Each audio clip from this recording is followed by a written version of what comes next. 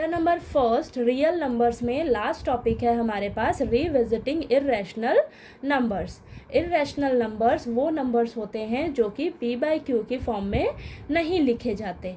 ठीक है, तो इस कंसेप्ट में आपको बोला जाएगा, कोई नंबर दे देंगे और उस नंबर को बोलेंगे कि प्रूफ करके बताओ ये इर्रेशनल नंबर है। ठीक है, जैसे कि हमें यहाँ पर √2 दे दिया है और बोला है कि ये बताओ कि ये नंबर हमारा इर्रेशनल नंबर है। आपको √2 की जगह कोई भी नंबर दे सकते हैं, √3, √5, √7, ठीक है, कोई भी नंबर। ठीक, तो अब इसको प्रूफ कैसे करेंगे हम? इसको प्रूफ करने का हमारे पास एक मेथड होता है जिसे कि हम बोलते हैं कॉन्ट्राडिक्शन मेथड। ठीक है, इस कॉन्ट्राडिक्शन मेथड में हम क्या करते हैं, बिल्कुल इसका उल्टा करते हैं। ठीक, हमें तो बोला गया है कि ये नंबर को आप इर्रेशनल प्रूफ करके बताओ। ठीक है, पर इस मेथड में हम क्या करते हैं, हम इस नंबर को प्रूफ करेंगे कि ये जो नंबर है ना वो रैशनल नंबर नहीं है। तो अगर ये नंबर रैशनल नंबर नहीं है तो ऑब्वियस सी बात है ये नंबर आपका इर्रेशनल नंबर ही तो कहलाएगा।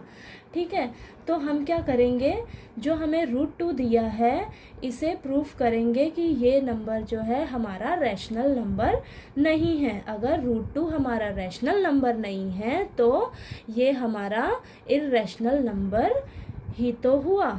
ठीक है, तो इसे स्टार्ट करते हैं प्रूफ करना। ठीक, करते हैं प्रूफ करना।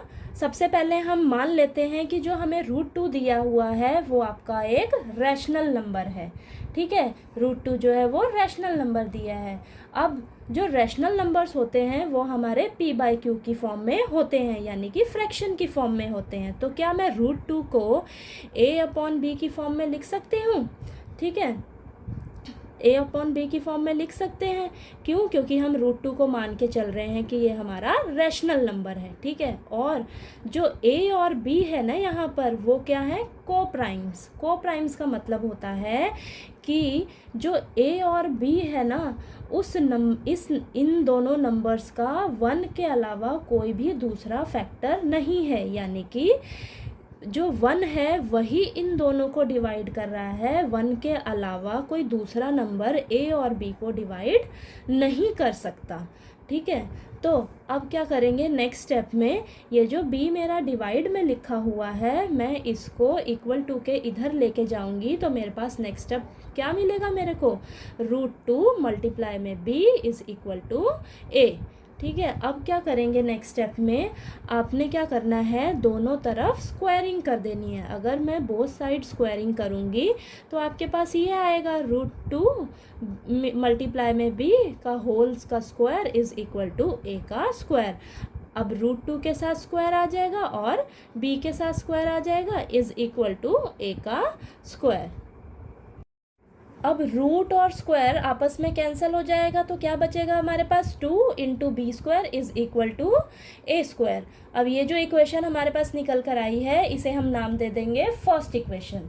ठीक, अब इस इक्वेशन से आपको क्या समझ आ रहा है, ध्यान से देखिए कि a² जो है इसके क्या क्या फैक्टर्स हो सकते हैं, यानी कि a² को ऐसा कौन कौन सा नंबर है जो इसे डिवाइड कर सकता है। तो वो जो नंबर है a² को डिवाइड करने वाला वो इज़ इक्वल टू के इस साइड ही तो होगा, यानी कि जो 2 है अगर मैं इसको a² के नीचे ले आऊँ तो a² को 2 डिवाइड कर रहा है, तो इसको हम कैसे लिख सकते हैं, a² इज़ डिविजिबल बाय 2। ठीक है, अगर a² 2 का डिविजिबल है तो a भी तो 2 का डिविजिबल होगा, तो हम लिखेंगे a is also divisible by 2।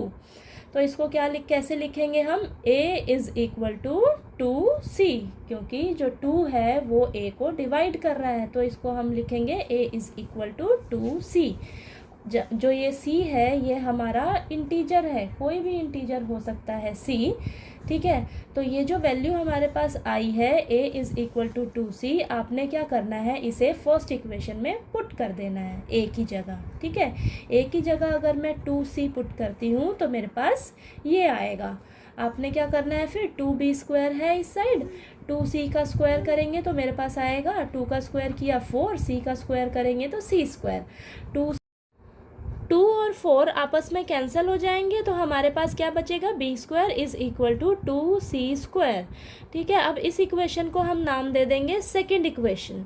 ठीक है, अब आप अगर इस इक्वेशन को ध्यान से देखें तो हमें क्या समझ आ रहा है, जो बी स्क्वायर है उसको डिवाइड करने वाला नंबर इक्वल टू के इस साइड होगा, यानी कि जो 2 है वो बी स्क्वायर का डिविजिबल होगा। तो हम इसको कैसे लिखेंगे, B square is divisible by 2।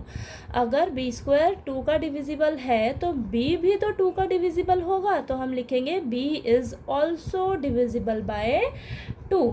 ठीक है, फर्स्ट इक्वेशन से हमें पता लगा है कि a जो है वो 2 का डिविजिबल है। सेकंड इक्वेशन से हमें क्या पता लगा है, b भी जो है वो 2 का डिविजिबल है। ठीक है, तो स्टार्टिंग में हम क्या मान के चले थे कि जो a और b है वो को प्राइम नंबर्स हैं। ठीक है, जो कि 1 के अलावा किसी भी दूसरे नंबर से डिवाइड नहीं हो सकते। लेकिन जब हमने ये प्रूफ करना स्टार्ट किया तो हम देख रहे हैं जो a और b है वो 2 का डिविजिबल है, यानी कि a और b जो है वो 2 से डिवाइड हो रहे हैं। अगर a और b 2 से डिवाइड होंगे तो ये a और b हमारे को प्राइम्स नहीं हुए। तो हमारा जो एजम्पशन था कि √2 जो है वो a/b के इक्वल है, तो ये गलत साबित हुआ। क्यों? क्योंकि हम यहाँ पर तो मान के चले थे कि जो a और b है वो को प्राइम नंबर हैं। ठीक है, यानी कि इनका 1 के अलावा कोई दूसरा कोई कॉमन फैक्टर नहीं है। पर जब हमने प्रूफ करना स्टार्ट किया तो हमें पता लगा कि जो a और b है उसका 2 भी कॉमन फैक्टर है, यानी कि a और b को 2 भी डिवाइड कर रहा है। तो इस क्वेश्चन में ये जो कॉन्ट्राडिक्शन मिला है हमें वो हमारे गलत एजम्पशन की वजह से है। स्टार्टिंग में तो हम ये मान के चल रहे थे कि जो √2 है वो एक रैशनल नंबर है। ठीक है, पर हमने जब प्रूफ करना स्टार्ट किया तो हमें पता लगा कि ये जो √2 है वो रैशनल नंबर नहीं है। ठीक है, अगर ये रैशनल नंबर नहीं है तो ऑब्वियस सी बात है √2 हमारा इर्रेशनल नंबर हुआ। तो लास्ट में आपने क्या लिखना है, therefore a and b have at least 2 as a common factor. ठीक है, a और b का 2 भी कॉमन फैक्टर है, but this contradicts the fact that a and b have no common factors other than 1। ये इस चीज़ को कॉन्ट्राडिक्ट कर रहा है क्योंकि हम स्टार्टिंग में मान के चले थे कि a और b का 1 के अलावा कोई दूसरा कॉमन फैक्टर नहीं है।